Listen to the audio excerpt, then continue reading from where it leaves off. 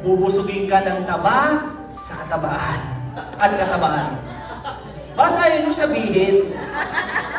Sabay-sabay, ang kaluluwa ko'y masisiyahang gaya ng sa taba at kataba. Ngayon, binusog ka ni Lord. Anong resulta nito? Ang bibig ko magpupuri sa'yo! Ang mga labing masaya! Amen! Bakit ang saya-saya nito? Ano, di ba magkakain kayo? Ang iingay nyo? Pagkain na? Ang saya eh! Ganon din ang taong busog sa Diyos. Laging may pagpupuri. Thank you, Lord! Praise God! Ang gandang ginagawa ng Lord! Amen! Why? Naranasan niya yung taba at katabaan ng kaluluwa niya. Sabi ko na magigising kayo dito. Hilig nyo talagang mangutya. Hindi, Pastor, biblical yan. Kapatid, Psalm 63:5.